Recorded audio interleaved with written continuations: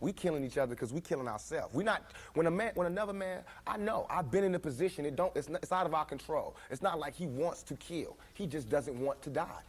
You know what I'm saying? It's that situation when you got we are living in a war zone. It's not as easy as these people are making us think that they just got some criminal ass black kids with guns. It is not like that. We live in hell. We live in the gutter. We got us stacked up 80 deep in one building.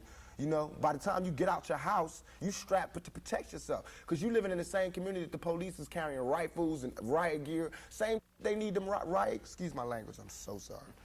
The same reasons they need the riot hat, the riot jacket, the flak jacket, the double vest, the 9mm Glocks with extra bullets, the tear gas, the mace, all that. Who do you think the police is using that against? Dogs? So we fighting the same villains that they fight in the street. But instead of them seeing us fighting villains in the street, we all villains. Is your generation the one that is picking up for where the Panthers left off, saying, all right, enough is enough? The generation before us forgot about the fight. We're picking it back up. Not only forgot about the fight, forgot about us. Yes, and we're picking it back up. But at this level, all we're trying to do is unite. And right now, as a year, we got 1 million people that's listening. Now we can tell them something. Now we can try to get them that way, and we might lose some. We might gain some, but we would never even have that audience had we not said what was real. You know what I'm saying? And the main thing for us to remember is that the same crime element that white people are scared of, black people are scared of.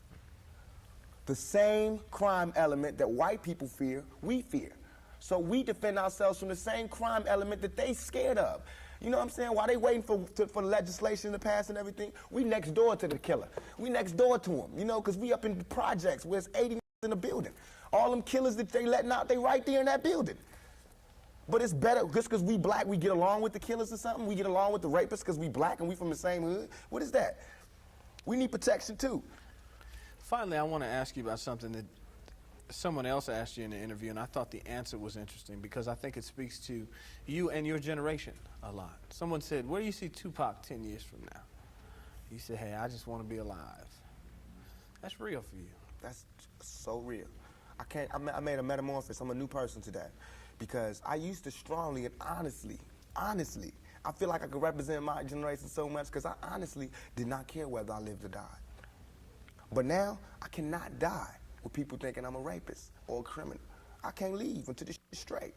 You know, I'm not suicidal. I can't go until y'all really know what time it is. And then after that, boom, it's all over. And we can see, you know, how this shit fall. But that's how it is. And the reason being is because if I can't live free, if I can't live with the same respect as the next man, I don't want to be here.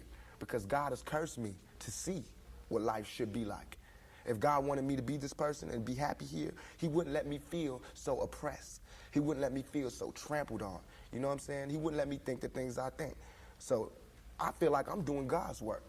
You know what I'm saying? Just because I don't have nothing to pass around for people to put money in the bucket don't mean I ain't doing God's work. I feel like I'm doing God's work. You know what I'm saying? Because these ghetto kids ain't God's children.